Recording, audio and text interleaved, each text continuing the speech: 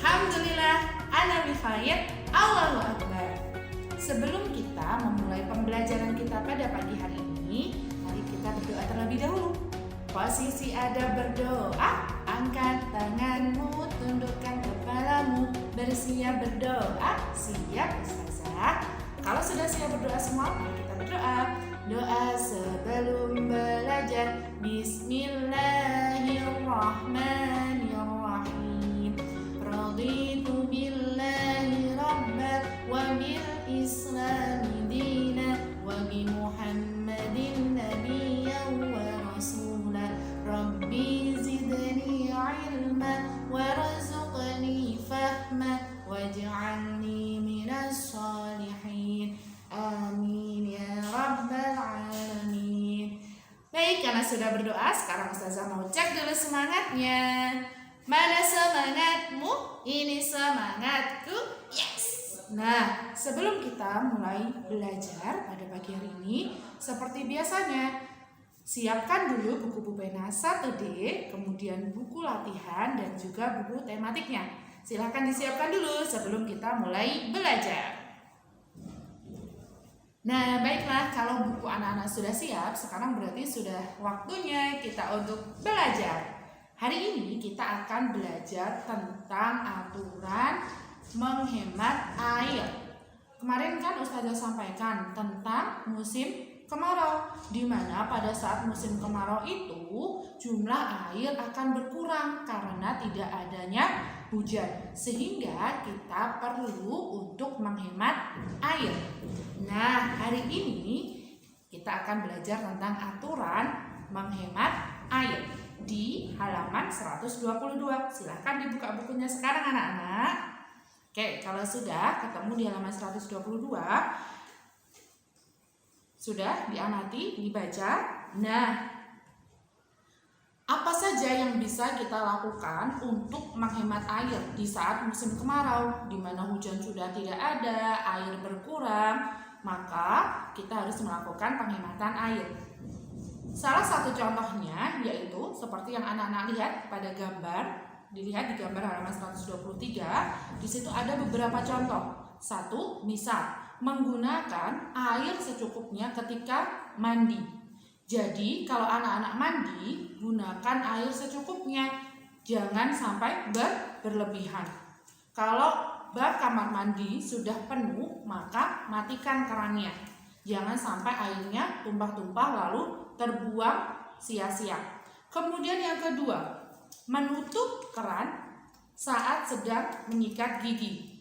Jadi kalau anak-anak gosok gigi sebelum tidur atau mungkin setelah makan, tutuplah keran ketika sudah tidak dipakai sehingga air tidak terbuang sia-sia.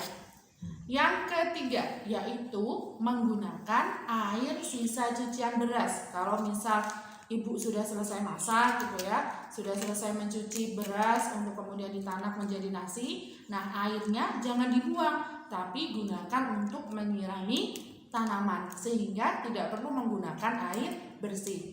Yang keempat, tidak membiarkan air keran terbuang seperti yang Ustazah sampaikan tadi ya, ketika anak-anak mandi, ketika anak-anak gosok gigi, kalau sudah selesai jangan sampai lupa untuk mematikan keran. Misal anak-anak juga setelah mencuci piring, jangan sampai lupa untuk mematikan keran agar airnya tidak terbuang sia-sia.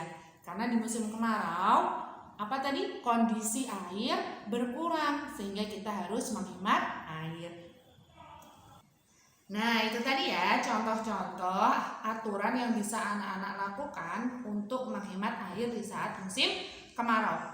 Kalau anak-anak sudah paham perilaku apa saja yang bisa anak-anak lakukan untuk menghemat air, sekarang silahkan anak-anak kerjakan di halaman 123. Ayo berlatih, ada 3 soal. Nah, yang pertama anak-anak ditanya, mengapa kita harus menghemat air bersih? Nah, tadi sudah ya sesuai dengan apa yang Ustazah jelaskan. Kemudian yang kedua, apakah di rumahmu terdapat aturan menghemat air bersih? Ada atau tidak? Pasti ada ya, karena tanggung jawab kita semua untuk menjaga ketersediaan air bersih ini ya. Jadi tidak boleh boros air. Kemudian yang ketiga, tuliskan kegiatan yang telah kamu lakukan. Jadi kegiatan apa nih yang anak-anak lakukan di rumah untuk menghemat persediaan air bersih. Silahkan kerjakan dulu sebelum kita memulai materi selanjutnya. Ya, kalau anak-anak sudah selesai mengerjakan soal air berlatihnya terkait aturan menjaga menghemat air di lingkungan rumah, sekarang kita akan belajar menghemat air di lingkungan sekolah. Meskipun sekarang anak-anak belajarnya di rumah saja, tapi kita juga harus belajar bagaimana caranya menghemat air di lingkungan sekolah, agar nanti kalau anak-anak sudah masuk sekolah paham aturan menghemat air di sekolah. Apa saja contohnya menghemat air di lingkungan sekolah? 1. Misal ketika anak-anak cuci tangan ya, karena kan sebelum makan kue atau setelah anak-anak istirahat di luar sebelum masuk kelas, biasanya Ustazah akan meminta anak-anak untuk mencuci tangan. Nah, ketika mencuci tangan itu tidak perlu terlalu boros air, gunakan air secukupnya. Jadi keran dinyalakan untuk membasahi tangan ya, kok membasahi air ya kayak membasahi tangan. Kemudian kalau tangan sudah basah, kerannya dimatikan dulu, dituangkan sabun, lakukan 6 langkah cuci tangan. Kemudian kalau sudah dilakukan 6 langkah cuci tangan, baru kerannya dinyalakan lagi untuk membilas tangan agar bersih dari sabun. Nah, kerannya dimatikan lagi kalau sudah selesai. Yang kedua yaitu hemat air ketika menggunakan toilet sekolah.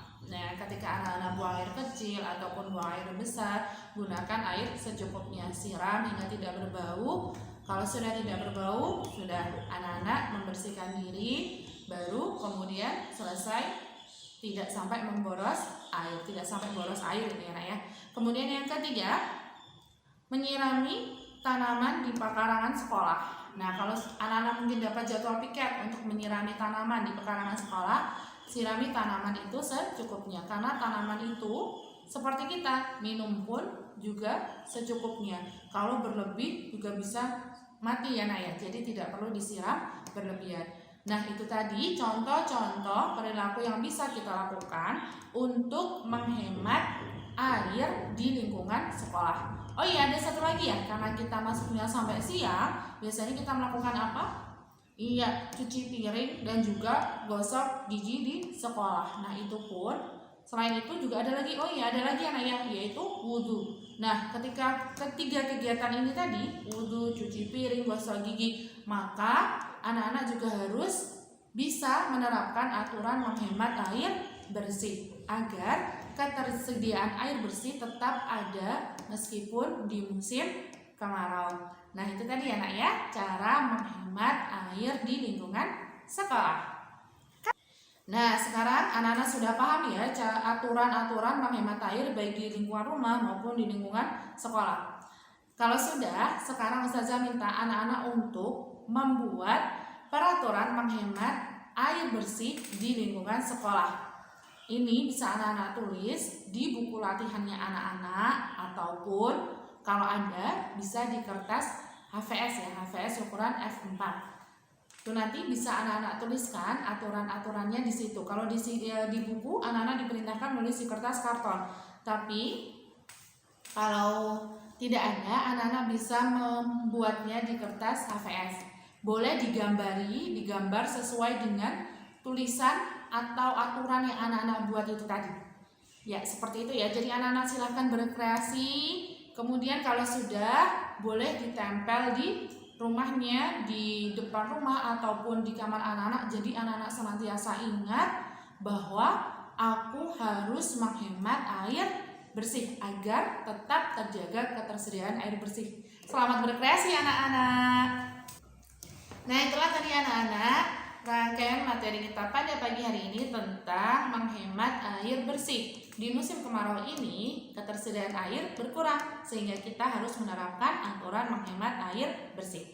Semoga apa yang Ustazah sampaikan bisa membantu belajar anak-anak di rumah. Kalaupun masih ada yang belum paham, selama anak-anak melihat video ini, minta tolong didampingi orang tua agar bisa lebih memperjelas belajar anak-anak di rumah. Kalaupun ada yang bingung, bisa langsung ditanyakan pada orang tua.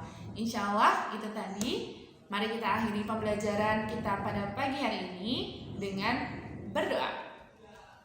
Posisi ada berdoa, angkat tanganmu, tundukkan kepalamu, bersiap berdoa. Siap Ustazah. Doa sesudah belajar. Bismillahirrahmanirrahim. Subhanakallahumma wa bihamdika asyhadu an la ilaha illa anta astaghfiruka wa atubu ilaik. Terima kasih anak-anak sudah menyimak video ini dengan baik. Semoga apa yang Ustazah sampaikan bermanfaat. Ustazah minta maaf